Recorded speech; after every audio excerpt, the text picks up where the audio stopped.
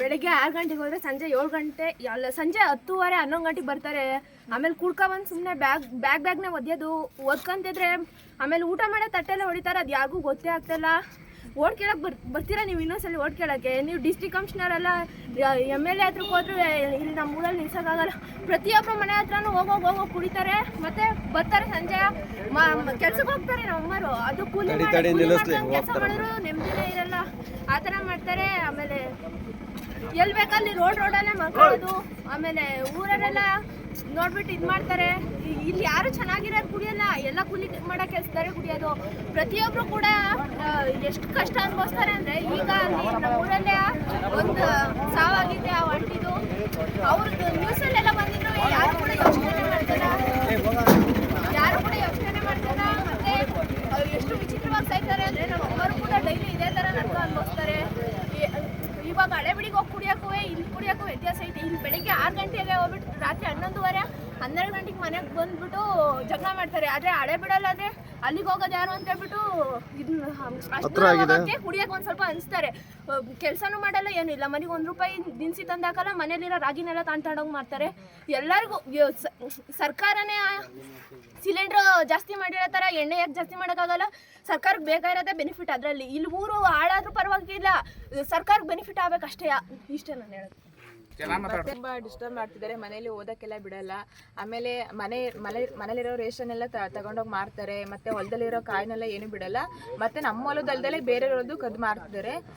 ಮತ್ತೆ ಈ ಊರಲ್ಲಿ ಆಲ್ಮೋಸ್ಟ್ ಹೇಳ್ಬೇಕು ಅಂದ್ರೆ ಗಂಡಸರಿಗಿಂತ ಹೆಂಗಸರು ದುಡ್ಡಿ ಗಂಡಸರು ಸಾಕ್ತಿದ್ದಾರೆ, ಆ ಥರ ಮಾಡ್ತಿದ್ದಾರೆ.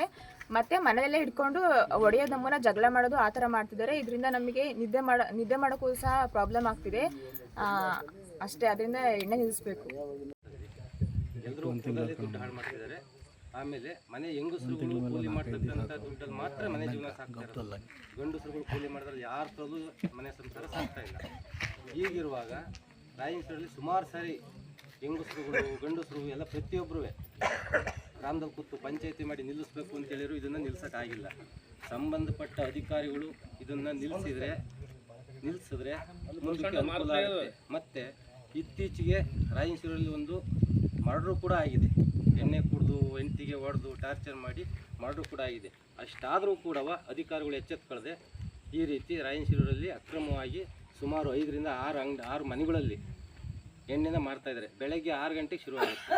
ಹಳೇಬೀಡಲ್ಲಿ ಬಾರ್ಗಳು ಓಪನ್ ಆಗೋದೇ 10:30ಗೆ. 10:30 ಅಷ್ಟೊತ್ತಿಗೆ ಇವರು ಟೈಟಾಗಿ ಬಿದ್ದಿರ್ತಾರೆ. ಆಗಲೇ 6 ಗಂಟೆಯಿಂದ ಶುರುವಾದರೆ ಸಂಬಂಧಪಟ್ಟ ಅಧಿಕಾರಿಗಳು ಎಣ್ಣೆ ಮಾರೋ ಇಟ್ಕೊಂಡೋಗಿ ಕರ್ಕೊಂಡು ಹೋಗ್ಬಿಟ್ಟು ಮಾಡೋದೇನು ಬೇಲ್ತಾ ಅಂತಾರೆ, ವಾಪಸ್ ಬರ್ತಾ ಇರ್ತಾರೆ. ಇದು ಯಾವ ರೀತಿ ಮತ್ತೆ ವಾಪಸ್ ಬರ್ತಾ ಇರ್ತಾರೆ ಅವರು. ಅಬಕಾರಿ ಅಧಿಕಾರಿಗಳು ಇದ್ರ ಬಗ್ಗೆ ಗಮನ ಹರಿಸ್ತಾ ಇಲ್ಲ.